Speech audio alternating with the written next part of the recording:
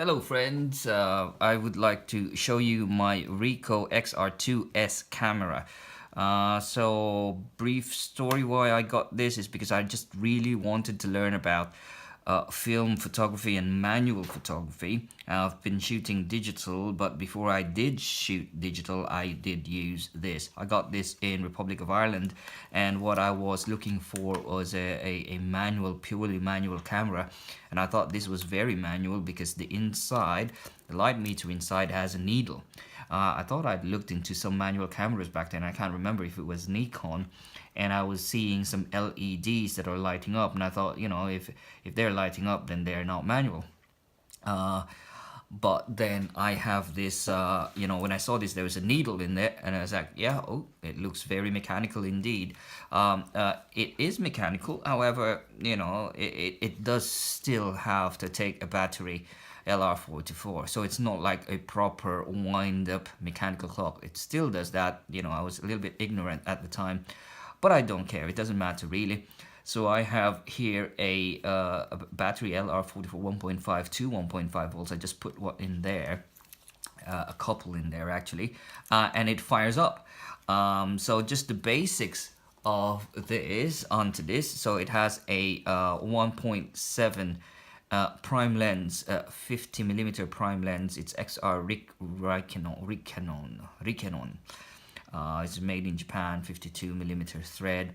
It's amazing. So to take off the lens, so you press this button there, and you just twist it. It's a K-mount. I understand that it takes some Pentax K-mount lenses. What I like about it is that you see that red thing over there, red and red. It's simple enough. Boom. Yeah. Unlike the Nikons, which I kind of turn around. Where's the white spot in there? It's hard to find. This one does the depth field preview, so it's good for landscape as well. So it's got that. This one, unfortunately, it was broken when I bought it. So it's a timer, which I never did use timer because I don't do selfies on slide films. I think it's a waste of slide film. So that's what that has. It takes the speed is from 1000 all the way to 2 seconds and 4 seconds. So if we do 1000 per second, so let's try that. You go snap, and then 4 seconds. Yeah, you go 4 seconds and it goes 2, 3, 4. It's about 5. Here's 2 seconds. 1, 2. There we go. 1 second. There we go. So that's there. It also has an auto mode whereby you don't worry about the speed. You just focus on the the aperture that you want. And then it just shoots the right speed. So for 1.7, you can see that's a bit fast. So if you do 16, it's a bit slower. So it's more like an aperture priority rather than an auto, because it doesn't tell you, it doesn't dictate the aperture. You dictate the aperture. So that's almost like the Nikon EMs, isn't it? So it's an aperture priority.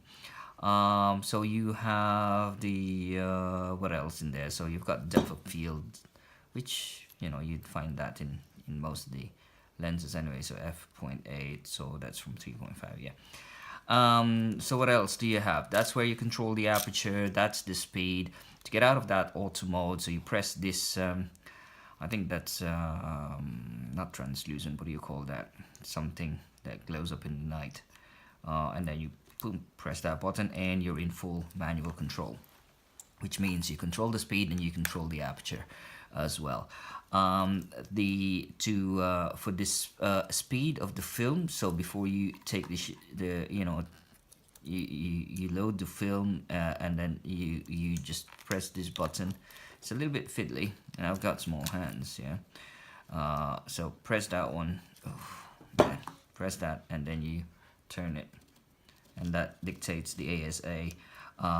There is also an exposure compensation in there, so you lift this thing up and then you turn it, so that's +2, +1, and 0. Okay. What you can do with this is actually, I think you can even, in terms of the speed, rather than going to every locks, I've been trying that. I'm going midway. And it does change, and even the aperture, you can go halfway too. Yeah, it just fires up. The one good thing about this, and what I like, is that it has this thing that blocks the viewfinder in case you're into night photography, so you don't let the light go in.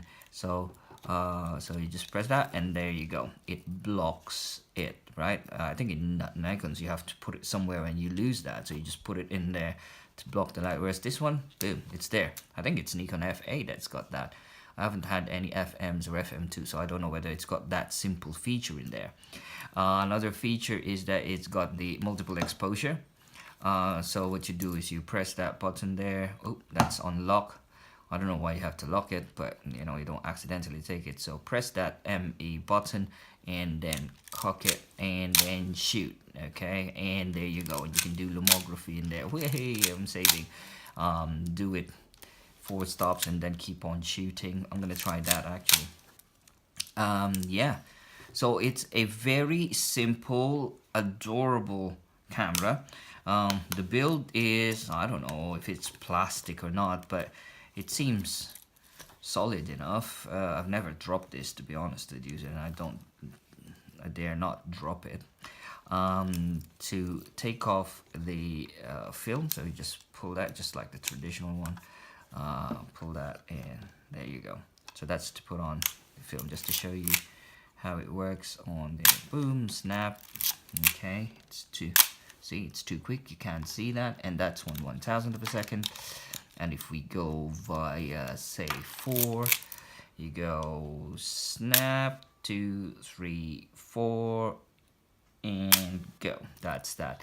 And you also have a bulb mode, which is you go 1, 2, yeah, for however you want to do it that way. But you need to have a tripod on that, obviously, and you need to have I've got one of these thing that you put in there. Jeez, I'm losing my words.